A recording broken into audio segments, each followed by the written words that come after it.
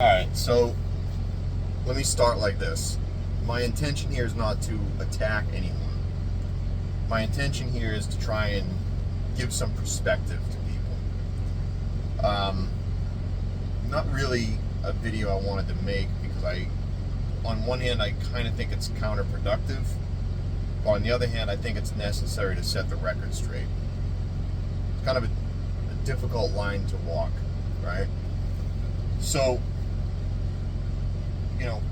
first of all, I spent most of my life as a pretty rabid atheist, right? If you knew me before the military and during the military, you probably knew me as someone who was going to pick on you because you believed in a sky fairy that granted wishes, right? That changed, obviously, and, I continuously rejected the faith of my family, right, which was Roman Catholic, right up through. That was really the focal point of anything but that. Largely, that was because I didn't really understand it, and it really wasn't presented to me properly. And I think that's an honest failing of the church itself, and family, for that matter. But I digress. My, I guess, concern today, put it that way, is pointed at mostly Protestants. Now look, guys, I have no problem with Protestants. I think your churches are wonderful for the most part, unless you're one of those Protestant churches that has a disco ball or an LGBTQAAIP_/#&#123 flag out front. I don't have any problem with you. I think you're wonderful people. I think you're strong in your faith, and I respect that. What I don't like, and look, I'm not a Roman Catholic. Still to this day, I'm not a Roman Catholic, and I won't be. But I'm kind of tired of Protestants acting like secularists and attacking one of the oldest churches in the world. I think it's kind of dumb. I think it's kind of ignorant, to be honest with you. Protestants believe in what they call sola scriptura, right? Scripture alone. I understand that. I respect it. I spent a lot of time in a Baptist church myself. But when you do that, when you go with sola scriptura, what you're essentially doing is standing on the shoulder of the entity that provided you with the Bible in order to slap its face. That's right. The apostolic churches, the Catholic churches, when they were unified, provided you that document, that collection of documents. That's where it came from, right? So the apostolic churches are the source on earth of your scripture, right? Yes, the Bible is God's work written by men, absolutely. But the men God chose believed things outside of the Bible. They had practices outside of the Bible. They had traditions that they thought were extremely important that they carried forward outside of the Bible. I think those things are important. I don't think crapping on them constantly is helping your case at all.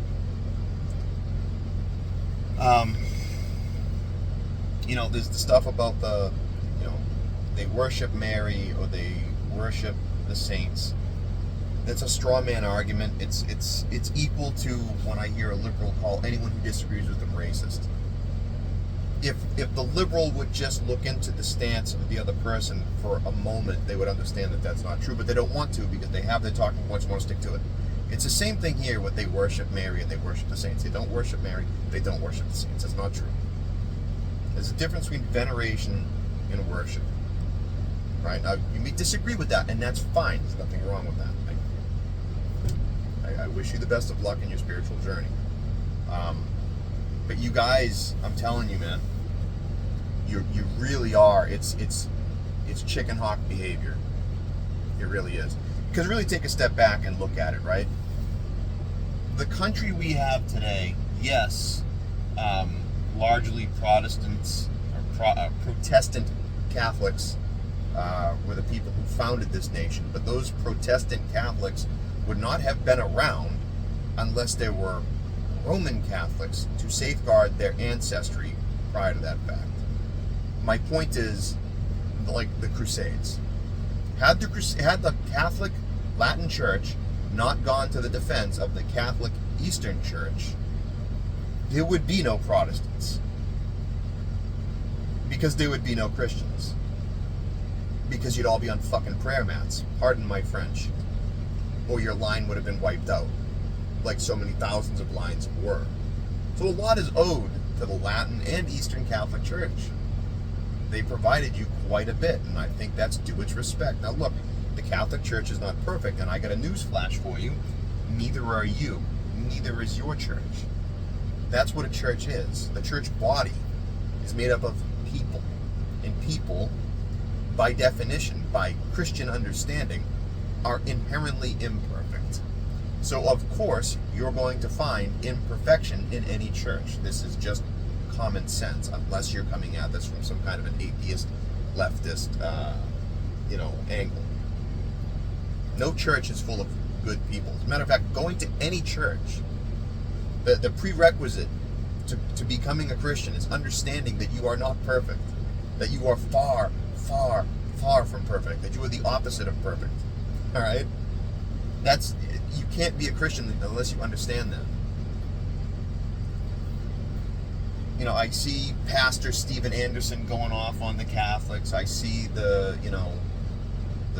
some of the people I really enjoy watching. They make it a point to go out of the way to attack the Catholics. Like I said, again, I'm not Catholic. This is not me as a Catholic, a Latin Catholic defending my church. This is me, an Eastern Orthodox Christian, looking at another church that we're in schism with, have had some real serious beefs with in the past, and saying the criticism being leveled against them is unfair. It's unfair, and a lot of it is ignorant.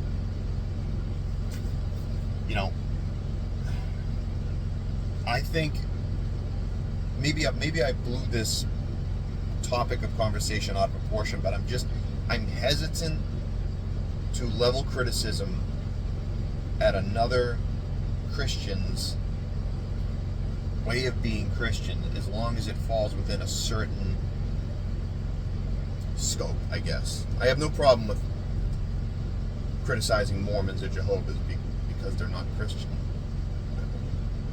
But within the Christian churches, your mainline Protestant Christians, your mainline Catholics, and of course the Eastern Orthodox Church. I don't know. A lot has been done over the last 100 years to really, really defame not only the ancient churches, but modern churches as well, and the history of Christianity.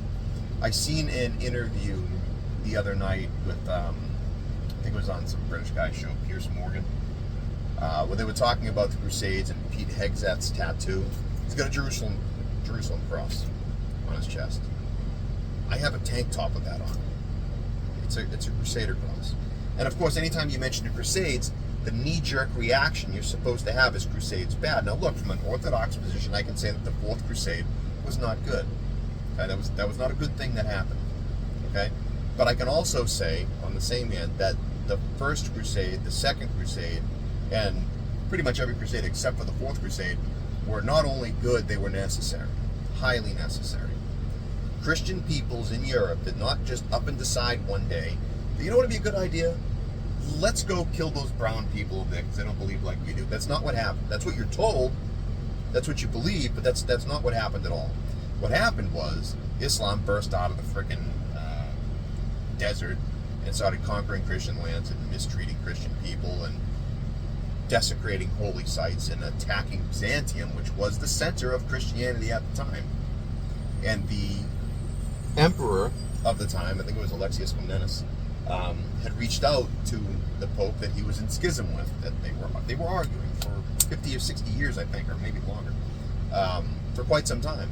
And the Latin Pope decided to go to the aid of other Christians. They didn't agree, but they put their differences aside for the betterment of the church. That's kind of what I'm asking Protestants to do. You need to put the gauntlet down and stop attacking and attacking and attacking and attacking. It's unnecessary. It's not productive. It's really not. All right? The beam in your own eye. Now, look, there's a reason why I'm not a Roman Catholic. From my perspective, honestly, the very first Protestant was a Catholic Pope.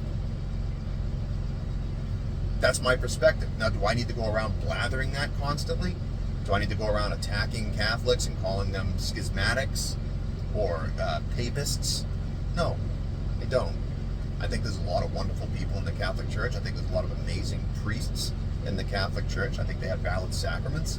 And I think for the most part, you're going to have good bishops, which, again, I'm not attacking here, which is what the Pope is. He is, from my perspective, is just a bishop. Now, he's first among equals in the council, but he's just a bishop.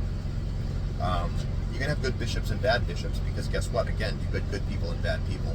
So, look, I guess my bottom line of this ramble, and like I said, I didn't want to make this video. I'm not trying to blow this topic out of proportion, but it's a sensitive topic, because the last thing I want to do is criticize a practicing Christian that's going to church faithfully. And I don't care if it's Presbyterian or whatever, or Baptist or Catholic or whatever. I don't care what church you're going to. If you're going to church making the effort to get to know your Creator, I don't want to dissuade you from that. I don't want to attack you, get you second guessing, anything to force you out of that church, because I think there's a risk there that you'll fall away completely. And I don't want that. That's not my goal. My goal is not ecumenism. I don't want you, I don't believe that all churches are, 100% right. I would like to see the laity of all churches. If you go to a Baptist church, and I go to an Orthodox church, and my buddy goes to a Catholic church, look, let the bishops and the church leaders deal with their differences. We don't need to do that at our level. Right? We have a lot more that we agree on than we disagree on. And I don't think it helps Christianity writ large for the rest of the Muslim or Buddhist or atheist world to see us slap fighting amongst ourselves like fucking ninnies. Pardon my French. I'm trying. So yeah, I guess my point is, knock that shit off. It's unnecessary. It's counterproductive. It doesn't help. The Catholic Church is not the whore of Babylon. Stop with that. It's nonsense. And look, the last thing I'll say on it, and I feel like I'm going to bat a lot for Catholics here, Western Catholics, but like I said, I have my differences with them. I think the Pope, respectfully, is the first Protestant. He is the first one that broke ancient tradition.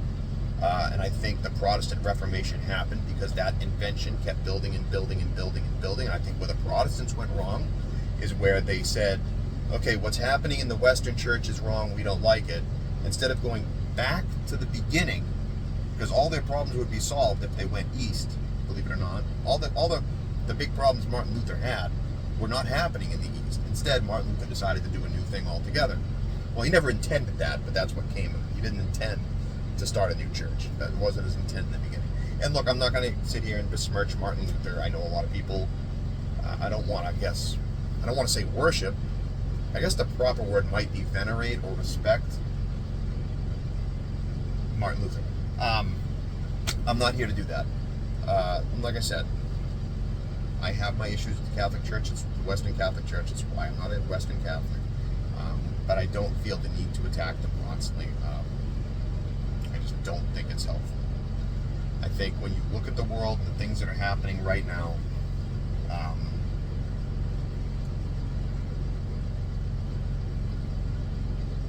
nature abhors a vacuum. The reason why Islam spreads is because Christians are weak. You're weak. It's true. It's true. You're weak, and a large portion of why you're weak is because you spend time slap fighting like morons amongst yourself. Now, I'm not saying you should become Christian because you want to fix society. That's not what Christianity is about. I'm not saying that you should become a Christian because you want to fix yourself. It'll happen, but that's not why you should becoming Christian. If you're seriously seeking answers and you really want to understand from a different perspective, I suggest that you speak to somebody who's got some depth of knowledge on the topic. Stop reading what other people write about the Bible and read it for yourself. Get some good commentary. This is why, believe it or not, we have a lot of issues springing up in Protestant sectors because of interpretations of the Bible. All right, people, not the Bible's different variations, because there's not different variations. I mean, there's different changes in language and modernization, but the Bible still says the same thing. What I'm talking about is people who take the Bible because sola scriptura, they look at it themselves and go, I can marry a chicken, right? Don't tell me it's not happening, because it's happening all over the United States. It's happening all over the United States. And it's not every single Protestant church, but the door is open because within the Protestant churches, the hundreds of them, there's no single authority that guides interpretation. There's no tradition alongside Scripture to shed light on what's in Scripture. That's a problem, I think. That's why I think you're seeing rainbow flags outside Protestant churches and not outside, say, Eastern Orthodox churches. And that's the thing, the other thing to remember is the Bible was written for a different audience. It wasn't written to modern people. It was written for us, but not to us, right? So when you hear, just for example, I know this is kind of a tangent, when you hear that slavery was condoned in the Bible,